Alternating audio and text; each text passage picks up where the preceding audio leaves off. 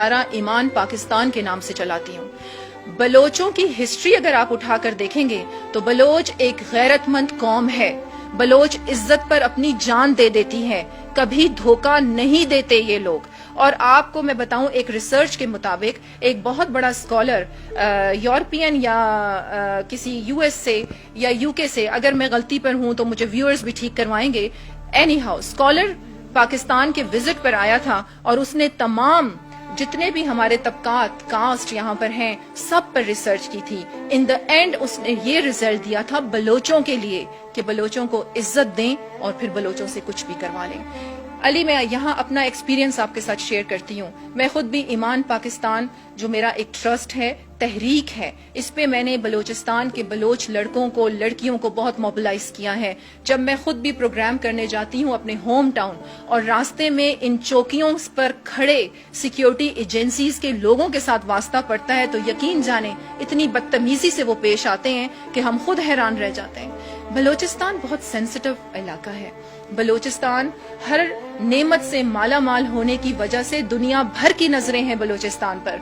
बलोचिस्तान पाकिस्तान की ताकत है, इसको समझने की कोशिश करें। हम हिस्ट्री में नहीं जाते। देखें, पहले हम ये कहते थे कि बलोचिस्तान एक आजाद रियासत थी जब पाकिस्तान बना था। कायदे आजम एक विजनरी लीडर थे। वो खान ऑफ कल्लात से मिले और उन्होंने एक एग्रीमेंट साइन किया कि आप हमारे साथ पाकिस्तान में शामिल हो जाएं। चंद जो हमारे लोग थे वहां पर बलोच, उन्होंने खान को कहा कि हम पाकिस्तान के साथ नहीं शामिल होंगे। तो इसमें क्या बुराई थी? आप मुझे बताएं, इसमें कोई बुराई है कि आप किसी के घर को कह रहे हैं कि उसका घर आपके घर के साथ शामिल हो जाए? क्या उसको अपने घर के बारे में फैसले करने का भी इख्तियार नहीं है? चलें, वो बात हम खत्म कर देते। हम जो गड़े मुर्दे हैं उसे नहीं उखाड़ते। अब मैं आपको ये एक बहुत खुल के ये पैगाम देना चाहती हूँ इस प्रोग्राम के जरिए तमाम पाकिस्तानियों को कि बलोचिस्तान के बलोच मुहिब्बुल वतन हैं। बलोचिस्तान के बलोच अपनी इज्जत पर खेल के पाकिस्तान की हिफाजत करना जानते हैं। वो अपनी जानों का नजराना देना जानते हैं। खुदारा उनकी तरफ तवज्जो करें, उनके ऊपर जुल्म ना करें और ये ना समझें। मैं सबको इस प्रोग्राम के थ्रू ये पैगाम देना चाहती हूँ, क्योंकि हो सकता है कि सोशल मीडिया पे आपका ये प्रोग्राम हमारे जितने भी मेन पाकिस्तान के ओहदेदारान हैं वो भी देखें। तो इस प्रोग्राम के थ्रू मैं उन्हें ये पैगाम देना चाहती हूँ कि जुल्म इतना करो कि जितना बर्दाश्त कर सको। ये मस्क शुदा जो लाशें सड़कों पर मिलती हैं, ये हयात बलोच जैसे सैकड़ों केसेस जो आप लोग देख रहे हैं, ये लावारिस नहीं है। और इनका वारिस कौन है? खुदा। और याद रखें, जुल्म उतना करें कि जितना बर्दाश्त कर सकें, क्योंकि जुल्म आखिर जुल्म है। जब हद से बढ़ जाता है तो मिट जाता है। तो ये मेरा पैगाम तमाम पाकिस्तानियों को है। और आप ये देखें कि हयात बलोच का जो वाकया हुआ और उसके बाद जो एक नफरत की आग लग गई है बलोचिस्तान में, जो हिस्ट्री नहीं जानते लोग और टीवी प्रोग्राम्स पे बैठ के बलोचिस्तान का मुकदमा लड़ते हैं, मुझे हंसी आती है उनके ऊपर कि पहले आप रूट्स में तो जाएं, आप देखें तो सही कि बलोचिस्तान का मसला शुरू कहां से हुआ था। और फिर जब आपने बलोचिस्तान को अपने साथ शामिल कर लिया तो फिर उसके लोगों पर रहम तो करते, उसके लोगों को उसके हकूक तो देते। उसके गरीब अवाम की मैं आवाज हूँ। अली, ईमान पाकिस्तान तहरीक, ईमान पाकिस्तान ट्रस्ट गरीब अवाम की आवाज है। उनकी हकूक की जंग लड़ रहा है कई सालों से।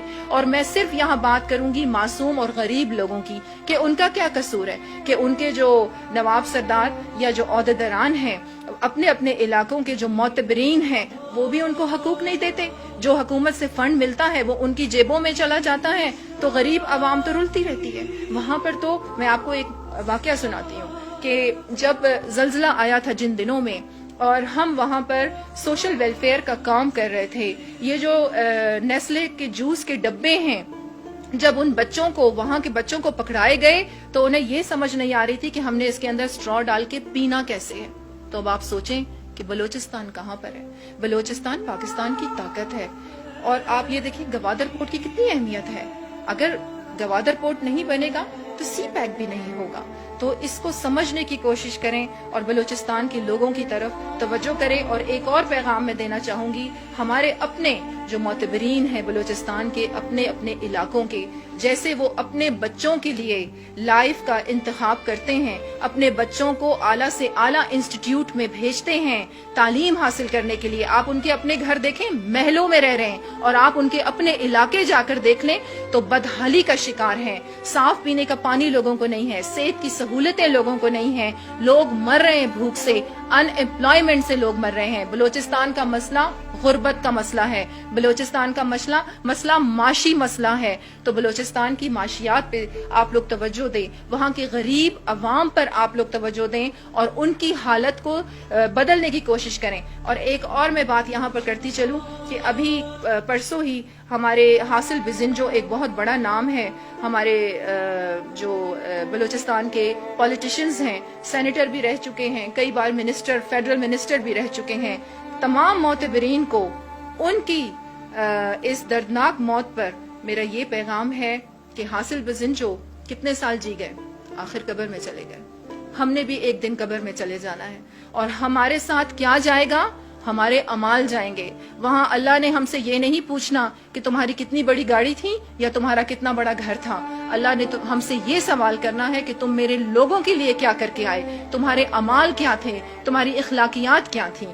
تو ان سب کو بھی میں یہ پیغام دینا چاہتی ہوں کہ جیسے آپ لوگوں کو اپنے بچے عزیز ہیں نا, اسی طریقے سے آپ کے علاقے کے جو لوگ ہیں وہ بھی آپ کے بچے ہی ہیں, ان کے لیے بھی ویسا ہی درد رکھیں. اگر آپ لوگ اپنی جیبوں میں جتنا کمایا ہوا ہے نا اب تک, اگر آپ لوگ اپنی جیبوں سے بھی اپنے اپنے علاقوں پر خرچ کر دینا تو بلوچستان پیرس بن جائے گا. اچھا میڈم, ایک اور سوال آپ سے کرنا چاہوں گا, وہ یہ کہ اس طرح کی جو بلوچستان میں غیر اخلاقی واقعات پیش ہوتے ہیں افسوسناک, ان پہ کس طریقے سے کنٹرول کیا جا سکتا ہے؟ سب سے پہلے تو علی میں یہ کہوں گی کہ بلوچستان اگر ان سے نہیں سنبھل رہا تو بلوچستان ایمان پاکستان کی ٹیم کو دے دیا جائے اور ہمیں 2 سال کا عرصہ دے دیا جائے, اور پھر آپ دیکھیں کہ ہم بلوچستان کو کس طریقے سے ڈیولپ کرتے ہیں اور بلوچستان کی طاقت سے پھر پاکستان کیسے پھلتا پھولتا ہے. بہت ایزی ہے. بلوچستان کا مسئلہ مس مینجمنٹ کا شکار ہے. کوئی بھی نہیں سمجھ رہا کہ بلوچستان کا اصل مسئلہ کیا ہے. میرے ساتھ یوتھ کام کرتی ہے, یہ کہتے ہیں نا کہ بلوچستان کے لوگوں کے دلوں میں نفرتیں ہیں, وہ پاکستان سے نفرتیں کرتے ہیں. یہ بھی تو سوچنے کی کوشش کریں کہ وہ پاکستان سے نفرت کیوں کرتے ہیں, کیونکہ آپ ان کو کچھ دے ہی نہیں رہے. ان کے علاقے تو جا کے دیکھیں, اور اگر وہ اپنے حق کی آواز اٹھاتے ہیں, وہ اپنے حقوق مانگتے ہیں, تو آپ ان کو غدار کہہ کے مار دیتے ہیں. آپ مجھے بتائیں ریاست کی کیا یہ ذمہ داری ہے؟ میں دوبارہ یہاں پر دہراتی ہوں کہ کانسٹیٹیوشن کے تحت آرٹیکل نمبر 9 کے تحت عزت, جان, مال ہر شہری کی حکومت کی ذمہ داری بنتی ہے کہ اس کو تحفظ دیں یا ان کو مار دیں. اس طرح کے جو حیات بلوچ کے واقعات ہیں علی, یہ کئی سالوں سے ہو رہے ہیں, اور خدارا پاکستان کو بچائیں, پاکستان کو ٹوٹنے سے بچائیں.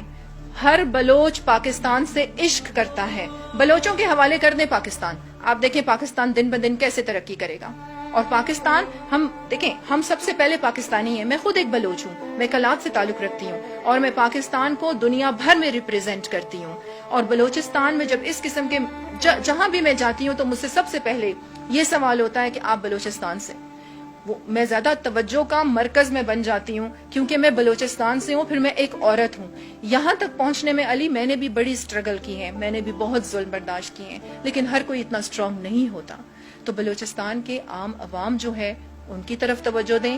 بلوچستان کا مسئلہ معاشی مسئلہ ہے, معاشی مسئلہ ہے, معاشی مسئلہ ہے. میں یہ سمجھ سکتی ہوں کہ بلوچستان پر دنیا بھر کی نظریں ہیں. یہ سمجھیں کہ بلوچستان پہ دنیا بھر کی نظریں کیوں ہیں, کیونکہ بلوچستان مالا مال صوبہ ہے. بلوچستان کو اتنا خطرہ بیرونی طاقتوں سے نہیں ہے جتنا ہمیں اپنے لوگوں سے خطرہ ہے. جو FCC اہلکار گرفتار ہوئے ہیں, اب ان کے خلاف کیا کارروائی کی جائے گی؟